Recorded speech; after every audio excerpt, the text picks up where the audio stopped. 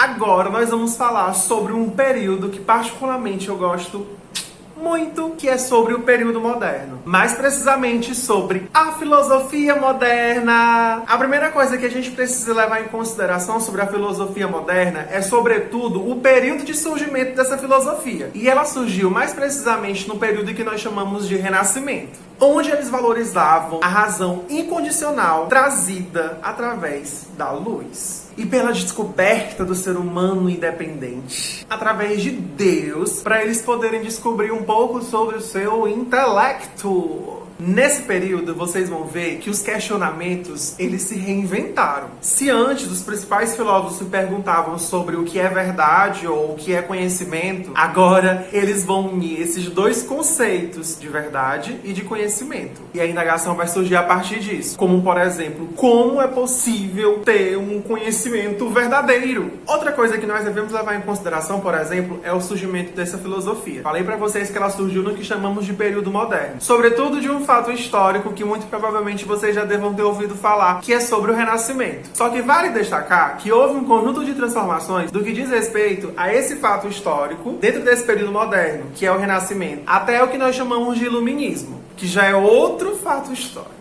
Calma, não precisa ficar nervoso, eu vou explicar tudinho. Apesar de ser, de certa forma, conteúdos que estão intermediários entre si, a gente pode levar em conta que nasceu a partir de uma, que é o Renascimento, e se concebeu a partir de outra, que é o Iluminismo. Agora nós vamos entender, meninos, um pouco das características desse período moderno, que é o que nos interessa aqui, afinal de contas, convenhamos, né?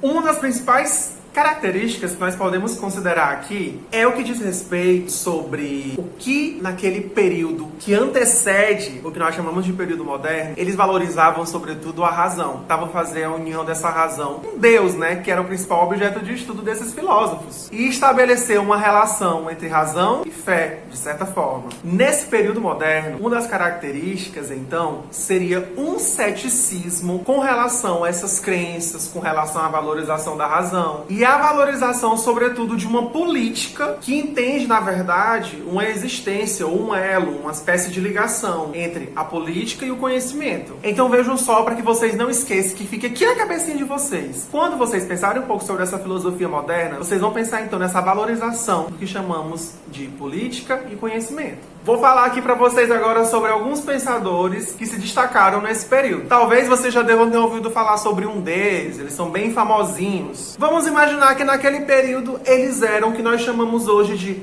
blogueirinhos. Vocês são blogueirinhos? Eu acho que eu não sou blogueirinho. Vamos falar do que interessa. Um dos principais pensadores desse período é Isaac Newton. Já ouviram falar dele, tenho certeza. Galileu Galilei, John Locke. Esses só são alguns dos exemplos que eu poderia destacar aqui pra vocês. Bom, tio, você falou sobre os filósofos, os principais filósofos que se destacaram nesse período. Mas agora nós queremos saber sobre as correntes. Vou falar pra vocês, tem calma. As duas principais correntes filosóficas que se destacaram nesse período moderno é o racionalismo e o empirismo. Poxa, que nome difícil, tio, vai com calma. Eu vou explicar cada um deles.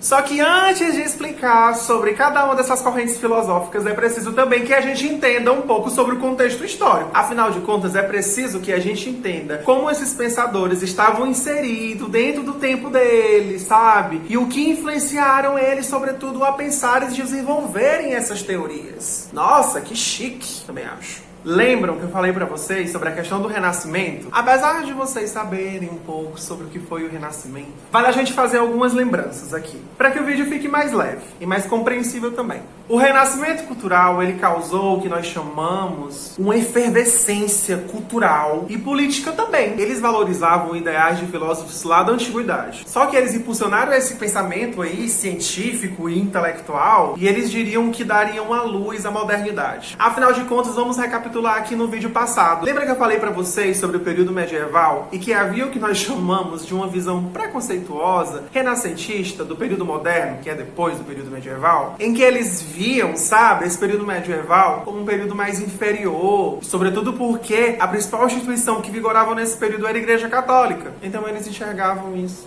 como inferior. E achavam, sobretudo, que poderia haver mudança no período que eles estavam vivendo. Fazer o quê? Os caras se achavam, né, mano? Se a gente for parar pra pensar um pouco, no contexto econômico do período moderno, houve o desenvolvimento de grandes acontecimentos históricos que muito provavelmente vocês também já ouviram falar, como, por exemplo, as grandes navegações, o mercantilismo. Então, economicamente falando, isso foi muito importante pro fortalecimento do comércio, afinal de contas. Bom, mas agora que a gente entendeu um pouco sobre esse contexto histórico, sobre essa história, sobre o período moderno, sobre o Renascimento e sobre esses pensadores, vamos chegar ao que nos interessa, que são essas correntes filosóficas. Afinal de contas, nós precisamos entender a história da filosofia e os seus métodos. Eu falei pra vocês sobre a formação das duas principais escolas desse período moderno, que foi sobre o racionalismo e sobre o empirismo. Então agora nós vamos entender um pouco sobre cada uma delas e sua aplicação também. Nós podemos considerar, de certa forma, que o racionalismo ele foi uma das escolas, digamos assim, mais marcantes aí nesse período moderno. Afinal de contas, os racionalistas tentavam delimitar, tentavam encontrar ou buscar formas e métodos de uma forma de obter o conhecimento de forma mais correta. Porém, a princípio, a gente precisa levar em conta que esses racionalistas levavam muito mais em consideração o conhecimento verdadeiro. Lembra que eu falei para vocês uma das principais indagações desse período moderno? Pois é. Eles levavam em consideração que para obter esse conhecimento verdadeiro, ele só era obtido, eles só podiam ser conseguidos, eles só podiam conseguir, sabe? Através de um exercício que fosse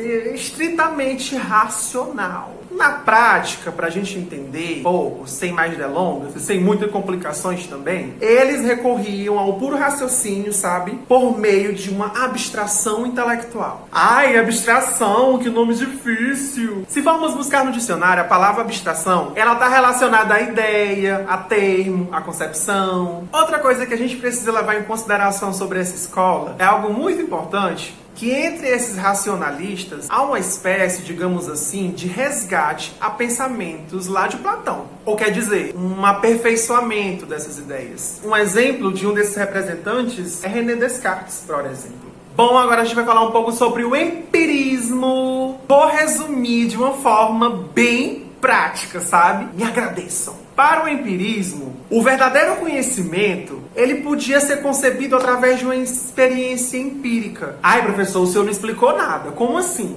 Calma.